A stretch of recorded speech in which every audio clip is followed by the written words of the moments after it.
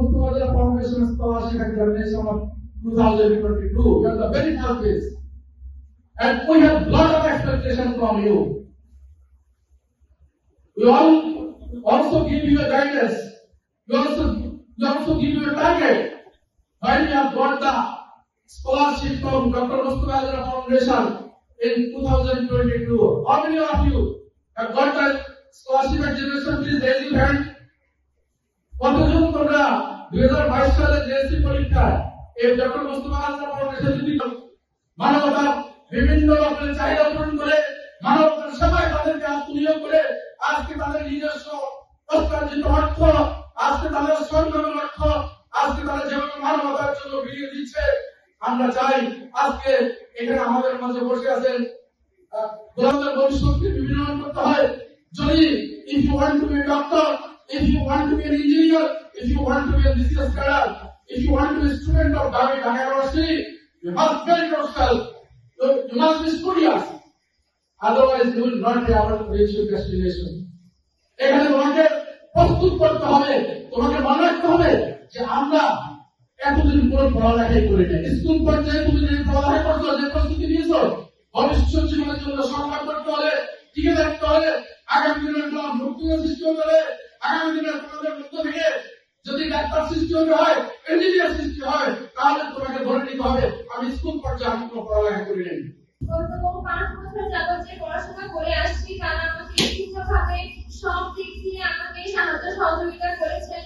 আমি আমার একটা জীবনের কাহিনী বলতে চাই যে নবম দশম এই দুই শ্রেণী হচ্ছে এসএসসি পরীক্ষার হচ্ছে একটা মাধ্যম। এই দুই শ্রেণীর মাধ্যমে পড়াশোনা করে তারপর আমরা হচ্ছে এসএসসি পরীক্ষায় হচ্ছে বসতে পারি। আমি নবম শ্রেণীতে পড়াশোনা করতে পারিনি বললেই চলে। আমার পরিবার কর্তৃক একটা যে সমস্ত শিক্ষার্থীদের অভিভাবক কিন্তু আছেন, তারা যে ছেলে মেয়েদেরকে উদ্বুদ্ধ করেছেন, তাদেরকে উৎসাহিত করেছেন, আজকে তাদের উৎসাহের মাধ্যমে আজকে ভালো একটা রেজাল্ট করে জিপিএ 5 পেয়ে আজকে সম্বোধনা অনুষ্ঠানকে সুন্দর মণ্ডিত করেছেন। বিশেষ করে আগামী দিনে একটা ব্যক্তি, একটা পরিবার, একটি সমাজ, একটা রাষ্ট্র পরিবর্তন করার জন্যই শিক্ষার বিকল্প নেই। এটা আমাদের বিশ্বাস করতেই হবে। আমরা যদি কোথাও দিয়ে যদি যাই, রাসূল করিম সাল্লাল্লাহু আলাইহি ওয়াসাল্লামের যুগে, তিনার নবুয়তের প্রাপ্তির যুগে, অন্ধকারের যুগে যখন শিক্ষার কোনো কিছু ছিল না, একমাত্র সেখানে সামাজিক কিছু বিষয় ছিল, সেটা দিয়ে কোন ব্যক্তি, কোন পরিবার, কোন সমাজ, কোন রাষ্ট্রের সুখী সমৃদ্ধ এবং শান্তি সম্ভব হয় না। একমাত্র আল্লাহ বাণীর মাধ্যমে,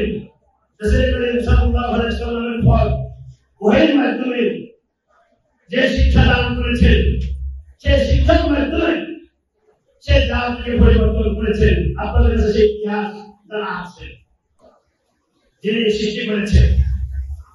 আমি আজকে সম্বোধনা অনুষ্ঠানে কি যে শিক্ষার্থীদেরকে বলবো, তোমাদের আজকে এই সম্বোধনা অনুষ্ঠান থেকে কয়েকটি সিদ্ধান্ত তোমাদের নিতে হবে।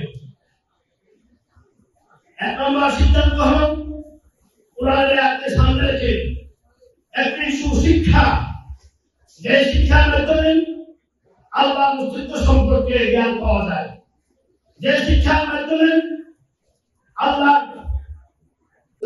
নিজেকে প্রতিষ্ঠিত করবে, নিজের এলাকা, নিজের দেশ ও বিশ্বকে তারা অধিকৃত করবে, আলোচিত করবে।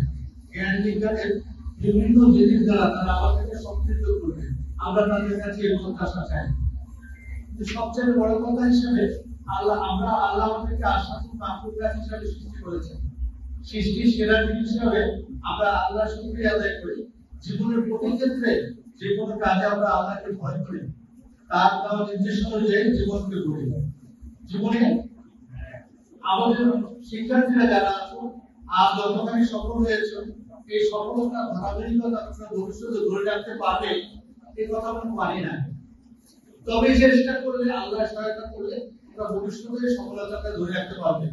তবুও জীবনের চলার পথে নানাবিধ বাধার বিঘ্নায় হয়তো অনেক ব্যথা এবং চলে যেতে পারে।